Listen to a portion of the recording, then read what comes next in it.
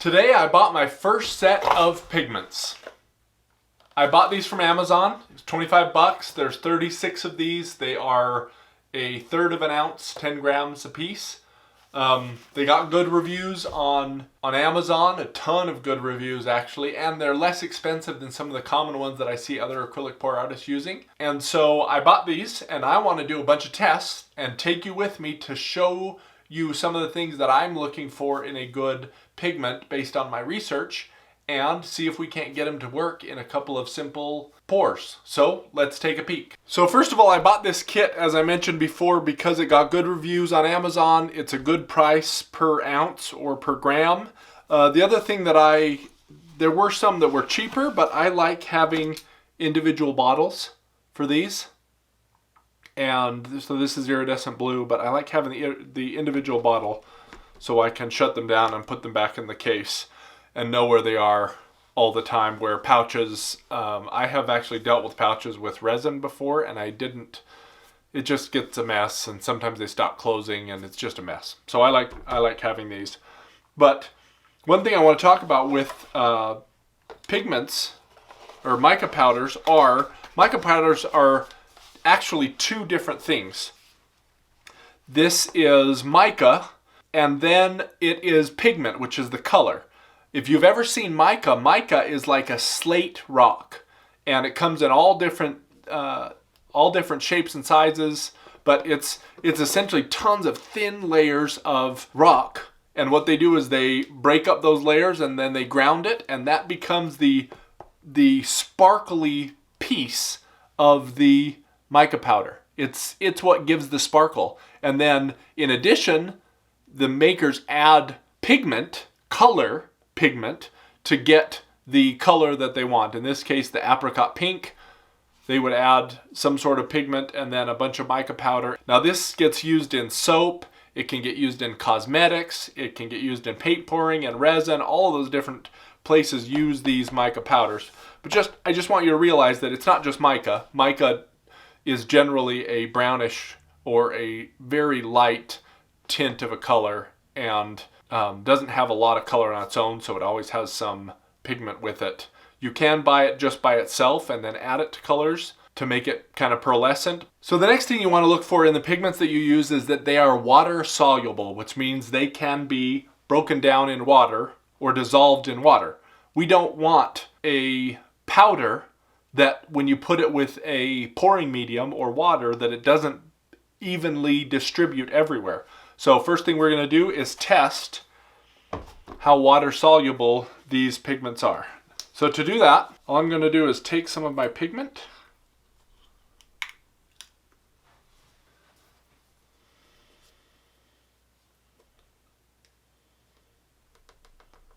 put it on my paper. And I always have to close my pigments up because if I knock it over, we don't want powder everywhere. And just add a little bit of water and mix it up and see what happens. And as you can see, this disperses in the water quite well. Mix it up a little bit more.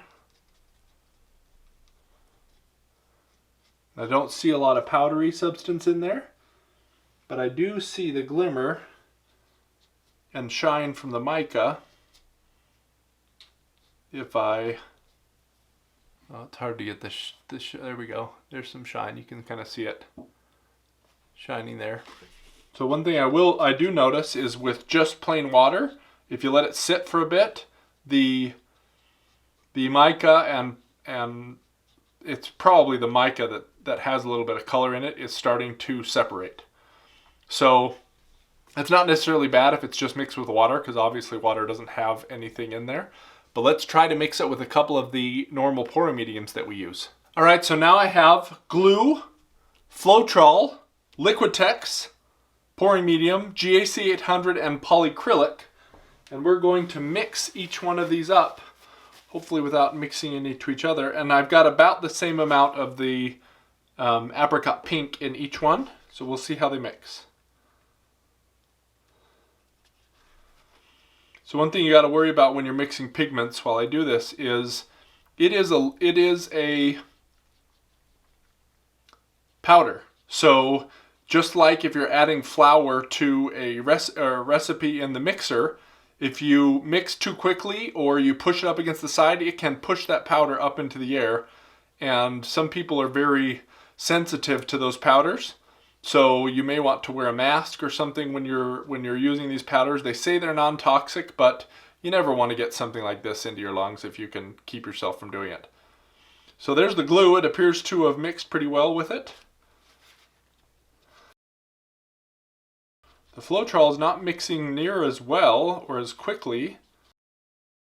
I can still see little dots of stuff in there. Now it's getting a little bit better. Just takes a little while to work it.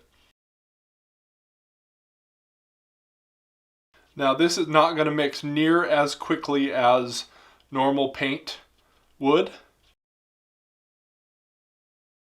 Already I can tell, look how much better that Liquitex looks than the paint or the Floetrol or the glue. Look at the colors, it just looks so much better in that. So this is the GAC 800. It mixed really well, but I don't see the shimmer and shine that I do in the other, or in the Liquitex. And then here's the polyacrylic. Same thing, I can totally see that shimmer and shine as I'm mixing this up. So most of you guys probably want to use this with the bloom technique, I'm assuming, because that's where it gets used most often. And the bloom technique, you really want this cool pearlescent look. And if you see here, I get it in the polyacrylic, I get it in the Liquitex, but I don't see it in any of these other three. And then the water just kind of dropped the powder to the ground. So let me take you in really quick for a close-up. Right, I'm going to show you the Liquitex first because it's the best one to compare.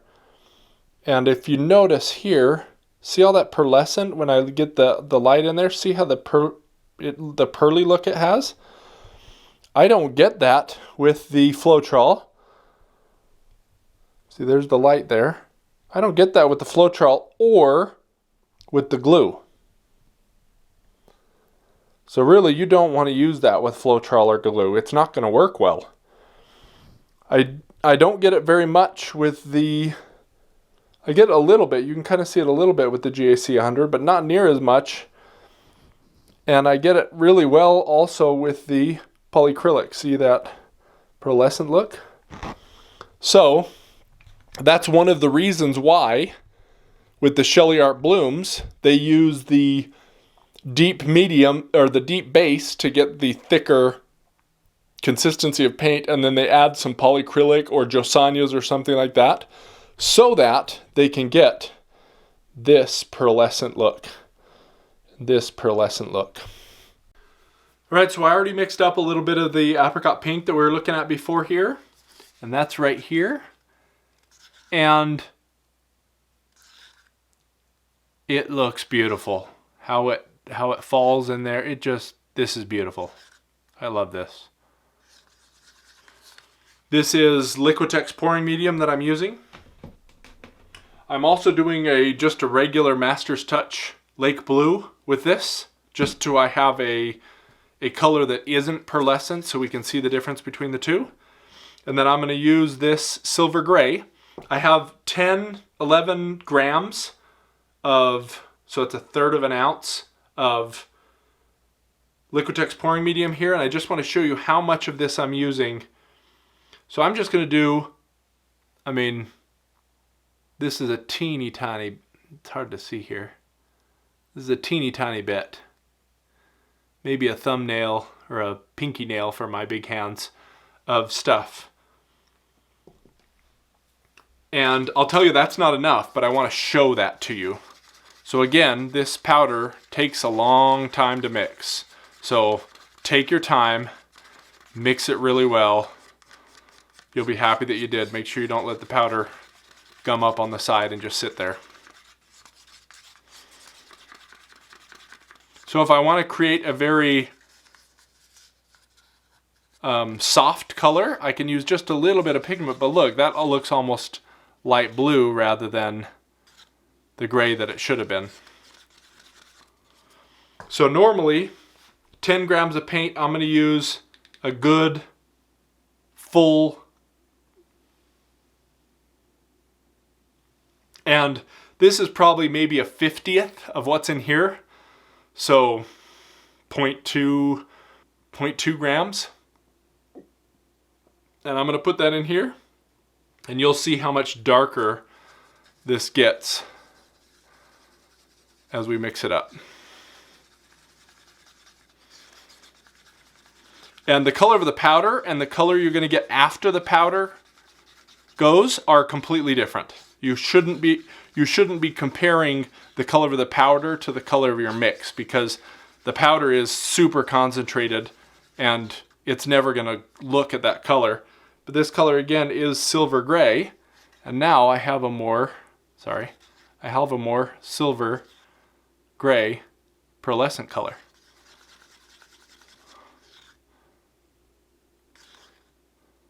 Much better. So this is like a 50-to-1 ratio, pouring medium to powder. It's hard to do because I don't have a scale that will show that that's that sensitive.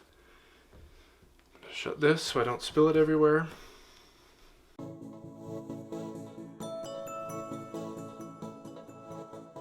So this is a 4x4 tile. I have about an ounce of paint here, which is a little bit too much for this. I probably only need 2/3 of an ounce, but we're gonna go with it.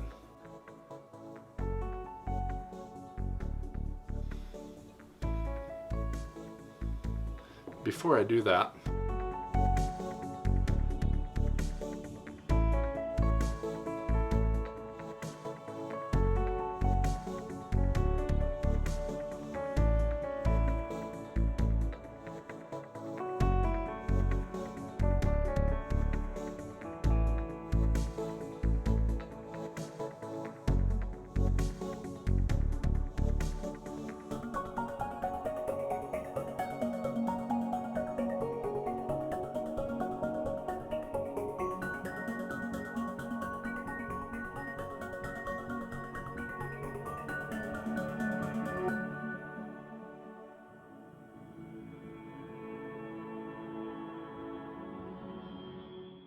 all right, before we look at the dried results here, if you have learned something here and this video has been helpful, please paint that like button down below. That does help this channel grow and also gets these videos out to other people that are looking for information on acrylic paint pouring. Also, if you had questions that I have not answered, let me know in the comments below and let's start a discussion about mica powders. This has dried, and I want to show you a couple things. First, I want to show you the mediums. So as you can see, those first three are very glossy, and they actually retained a lot of that kind of iridescent ethereal look. The GAC didn't look good initially, but it actually dried really nice and has some good look to it. I prefer the polyacrylic over all of these, so it's no wonder why polyacrylic is what a lot of people add to their Shelly Art blooms. And then the Floetrol and glue actually had more sparkle than I was expecting. Now Floetrol is obviously very matte when it dries, so really to get this to shine, you'd want a shiny clear coat. And then the glue did kind of this funky thickening. I don't know if I just didn't mix enough or what the deal was with that, but there is some sparkle, not near as much as these three. So again, if you're using mica powders, you really want to use a higher quality pouring medium. It's going to look a lot better, at least as an additive. So here is the actual painting that I did. Now you can see where the paint, because these paints were very transparent, they didn't really take over when I had a very opaque paint that I used here.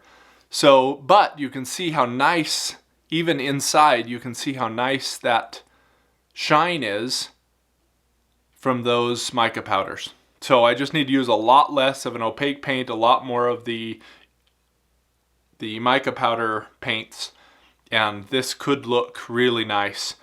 And just doing some calculations, if I could make my own paints like these extreme sheens with this, This is like $3 or $4.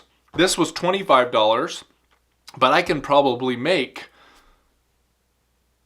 you know, I'm just guessing here, but I can probably make $100 of these out of this and some cheap pouring medium. So I'm wondering if I can't figure out a good way to replace these with mica powders. We'll have to see that in another video.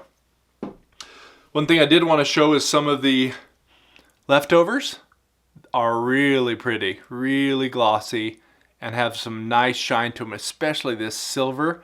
Just looks very resin-like where it's suspended in the liquid, dried there. And then this piece had a ton of pink, but not a lot of the other colors. Just has a really nice look to it. So I liked how that looked. So mica powders, I'm going to keep doing some more videos on mica powders and different things. But if you want to learn how to do Shelly Art blooms, check out this video here. And if you want some more information about acrylic paint pouring that YouTube thinks you'd like, check this video out here.